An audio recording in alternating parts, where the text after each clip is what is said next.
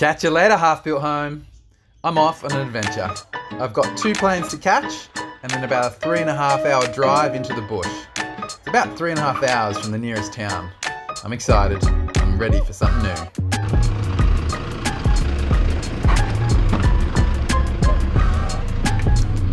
I'm at the top end of Australia in an area called Arnhem Land, which is made up of multiple tribal language groups. I absolutely love checking out new places, the different vegetation, the different colours in the soil and the sky, and then how everything changes again as the sun sets.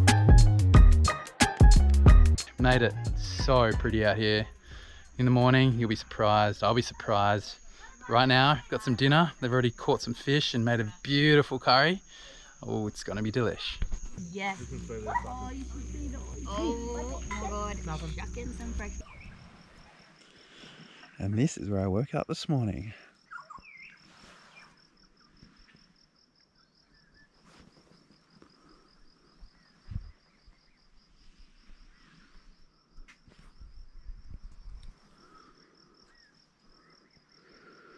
And up there is the moon.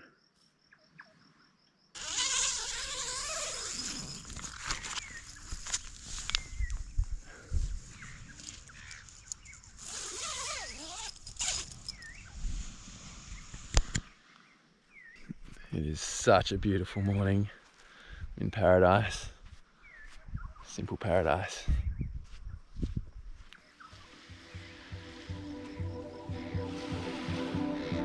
Sun is rising. It's a beautiful day. It is so joy. So beautiful here. Oh, this is so joy. How's these boulders up here? So pretty, holy moly.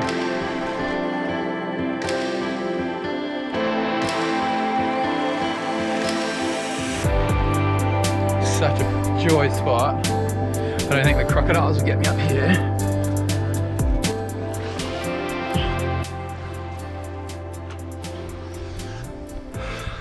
Don't really want to climb any higher because I want to ask the local indigenous if there's any sacred spots around here, because I don't want to go near them.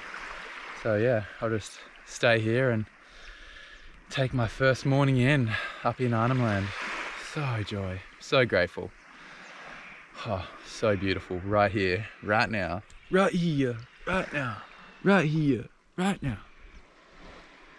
I've asked the indigenous and I've got the approval. There's no sacred sites in this area, so I'm going to have a little explore.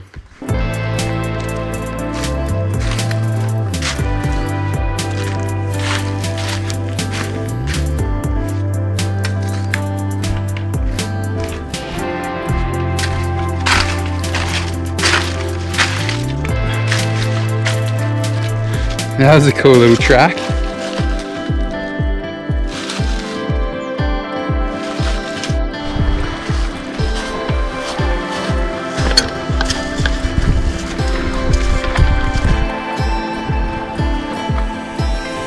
How cool are these shells? So pretty. Look at that one. How's the colours and the patterns?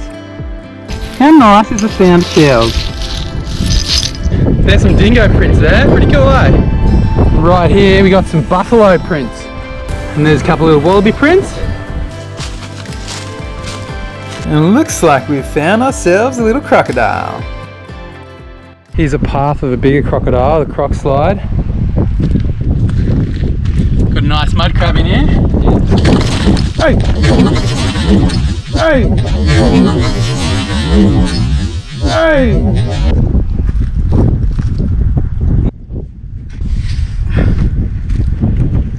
Too good. I didn't think you were going to get it, to be honest.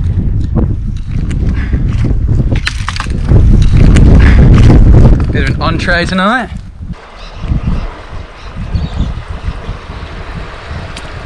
So couldn't find any more mud crabs, but gonna use these little guys as some bait and see if we can catch some fish.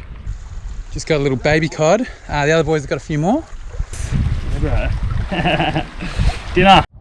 And Troy got the fish of the day. He got a nice golden trevally, which bulked up the dinner. Thanks, Troy. You're an absolute legend. Nice golden trevally, caught by this man right here. Troy's golden trevally is been turned into a ceviche. And Linda bought this, I think it was a, what is it, Troy? Sweetlet? Sweetlet. Keep that closed and warm. Got a nice salad. Another cos salad over here. And we got some potatoes, LED potatoes. And Owie made some joy damper.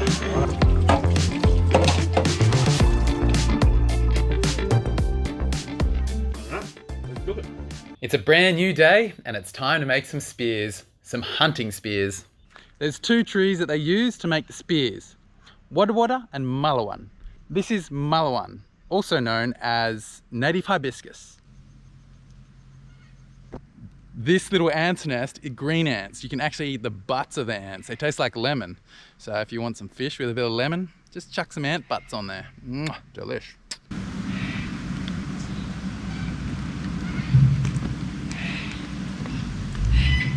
So the first step is to find a reasonably straight piece, then heat it over a fire and bend it into shape some more, so it's straighter than what it was before.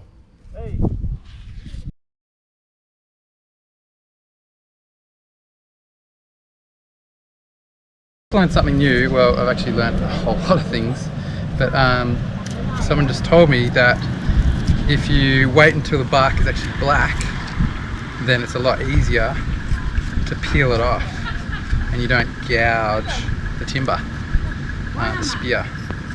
So thanks for giving me that tip. Mein Mak. Mein Mak means good in the traditional Yolngu language. And now just leave it in the sun to dry and get lighter. Are you right, Ben, on camera? Yeah, I don't mind. Where's it going though? Everywhere. So I'm putting these 3 drill holes in for these prongs that'll make up the barbs for the fishing spear. And rather than boring out a large hole here, I've got enough space with the circumference of this one to make 3 individual holes. And you'll see that I'm not going in at perpendicular to the spear. I'm going in at an angle, so the prongs stick out a little bit, which is what you want for a fishing spear. He's got the prongs inside the wood and the copper wire is taut really tight. He's pulling it really tight. And he can do that because the copper wire is tied to a post. And you want to wind the copper down at least an inch on the timber. This is to hold the spearheads in, as well as stopping the timber from splitting. If you want to make it shorter and have a clean cut at the end, you can just go around the bit of timber and then you can snap it off. So that should be good enough.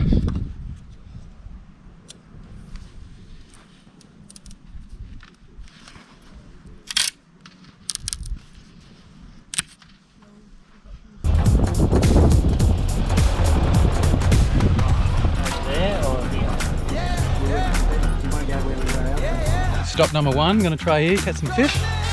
A couple of boys down there on the reels. I've got the good old hand reel. That's a pretty cool shot, eh?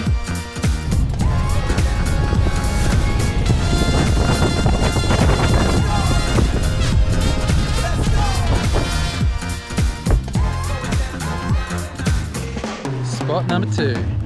How cool is that? And the colour, the red is incredible.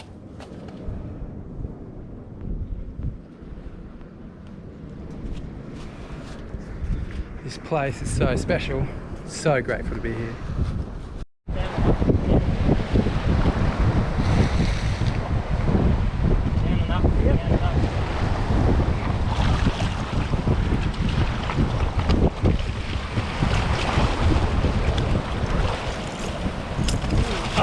Oh! You had the leader. Then I flied out of the water. While looking for a crab, I found these things. These things are pretty funny. When you pull them off, they end up going to a little ball to try and protect themselves.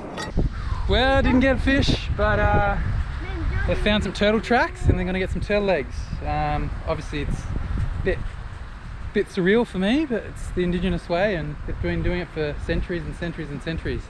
So yeah, I'm here for the experience. Here's the tracks, turtle tracks, going up.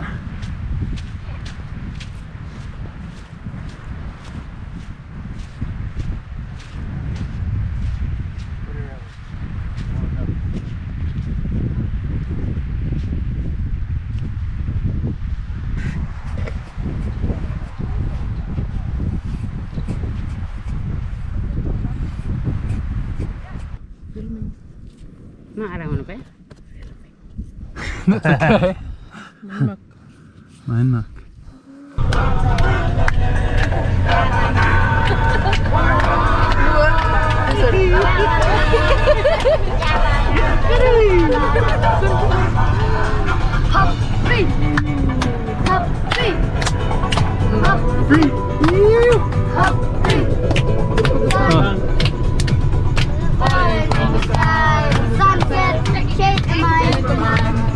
Go back to my homeland, far away. It is so hot out here right now. One of the indigenous women has the flu and she's told us to come out and grab the leaves from the paper bark and she's going to make a tea out of it. Apparently that's going to help her get better. Not give them some feta, like feta cheese, but instead get her some paper bark leaves. Yeah. For all of those of you watching from overseas and don't know what a paperbark tree looks like, this here is a paperbark tree. So you can look up and it's kind of like, there you go, the bark is like paper, paper thin. And then these are the leaves. And that is what we're going to make the tea out of.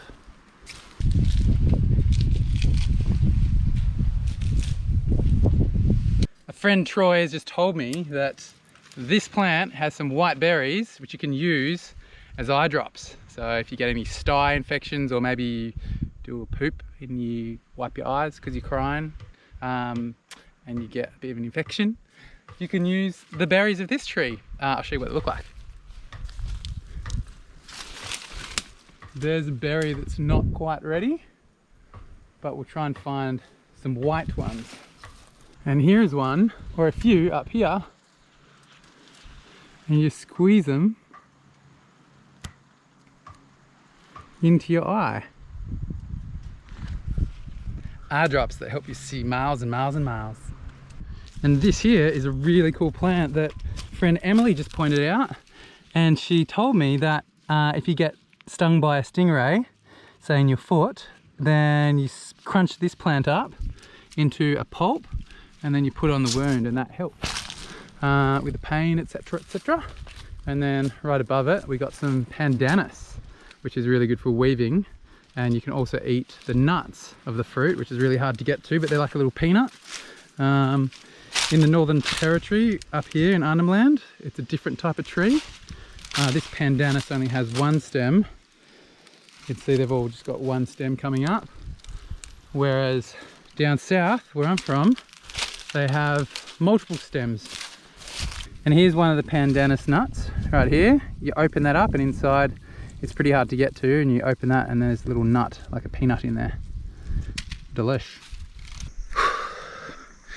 Alright, it's my last day here in this beautiful place with these beautiful people.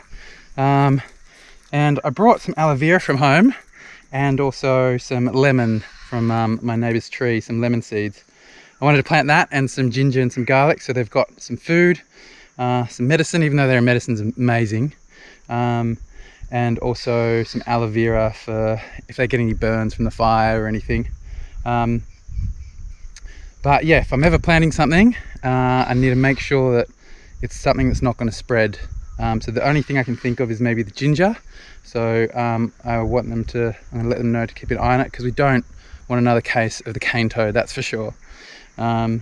And hopefully I'll be back soon to see how it's growing and if it's growing. And anyway, let's get this in the ground. Also, I always make sure I ask all the women or the men if they want it, and they can discuss between them if they want it or not, because these are just my ideas, and they've been here for a lot longer than I, and they have a lot more wisdom than I. So yeah, anyway, I plant it, they know where it is, they can pull it out if they want.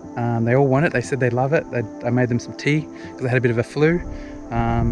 Yeah, so I just got to find a good spot. I always think a good spot to plant food is somewhere that's going to have some good sunlight for most of the day, but not sunlight for the late afternoon, because that's a really, really hot light. It can burn and they just lose all their moisture and struggle. So mostly sun, but also some shade. See you later, paradise. Yeah.